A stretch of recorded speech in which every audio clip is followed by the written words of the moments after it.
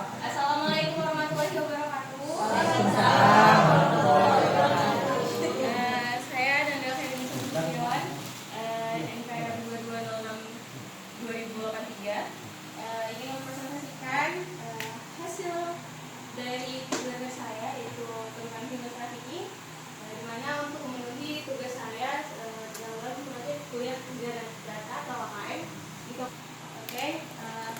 Pada slide pertama menjelaskan tentang perdagangan orang, yaitu adalah tindakan perekrutan, pengangkutan, penampungan, pengiriman, pemindahan atau penerimaan seseorang dengan ancaman kekerasan, gangguan kekerasan, penculikan, penyekapan, pemalsuan, penipuan, penyalahgunaan kuasa atau posisi rentan, kejahatan utang atau memberi bayaran atau manfaat.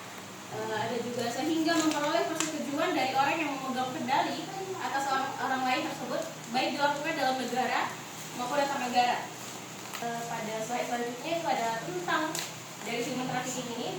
Human trafficking ini adalah tindakan perdagangan orang yang dilakukan oleh beberapa oknum untuk mengambil keuntungannya sendiri. Nah, human trafficking ini masuk ke dalam eksploitasi manusia, yang mana eksploitasi manusia ini masuk ke beberapa jenis, yaitu ada eksploitasi seksual seperti pelacur paksa atau perbudakan, lalu ada kerja paksa, ada pengambilan organ secara ilegal. Para korban pada kasus eksploitasi manusia ini itu biasanya relatif pada umur 18 tahun hingga mungkin akhir 20 tahunan. Lalu ada faktor penyebab dari terjadinya human trafficking ini adalah pertama, yang pasti adalah faktor ekonomi, yang mana faktor ekonomi dapat mengganggu pemikiran seseorang, di mana dia harus mendapatkan keuangan yang dengan jumlah yang besar, tapi dengan pekerjaan yang minimal atau usaha yang sedikit.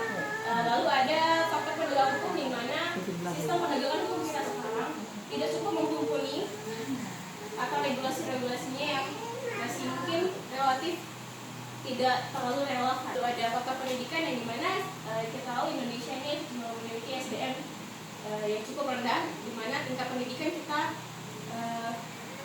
cukup bisa dibilang buruk, karena tidak semua orang mampu dapat mengakses pendidikan. Lalu ada faktor konflik, lalu ada juga faktor awam atau percaya kepada private. Oke, selanjutnya itu ada tentang pengaturan dari human trafficking ini. Ada tentang Undang-Undang Nomor 21 Tahun 2007 ini yang mengatur adalah perlindungan terhadap korban dari berbagai tindak pidana perdagangan orang. Nah, ada juga mengatur tentang sanksinya, di mana sanksi pidana yang dapat dikenakan kepada pelaku itu berupa minimal itu 3 tahun penjara dan maksimal 15 tahun penjara, dengan denda paling rendah itu 120 juta hingga paling banyak 600 juta.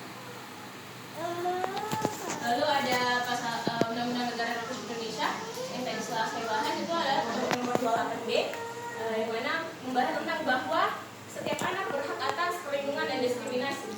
Lalu ada pasal 29G,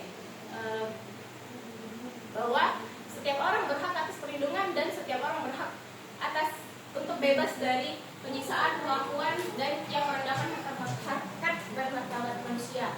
Lalu ada 28I, yaitu adalah hak untuk hidup untuk tidak disiksa, hak kemerdekaan pikiran dan hati nurani, serta bebas atas diskriminatif. Lalu ada pasal Undang-Undang Nomor 12 Tahun 2017 tadi yang mengesahkan konvensi ASEAN tentang pemberantasan perdagangan orang, yang mana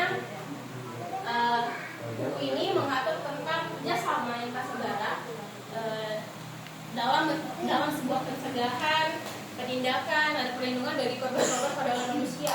Undang-undang ini juga memperkuat koordinasi regional dalam pemberantasan tindak pidana perdagangan manusia di wilayah Asia Tenggara. Lalu ada pencegahan yang dapat dilakukan, yaitu ada yang primer ini adalah bertujuan untuk mencegah dan promosi kepada para individu, keluarga dan kelompok. Lalu ada yang sekunder adalah bertujuan untuk menindaklanjuti korban yang sudah terlanjur masuk ke dalam human trafficking. Lalu ada yang tersier, itu bertujuan untuk rehabilitas korban trafficking. Kurang lebih mohon maaf. Terima kasih atas kehadirannya. Wassalamualaikum warahmatullahi wabarakatuh.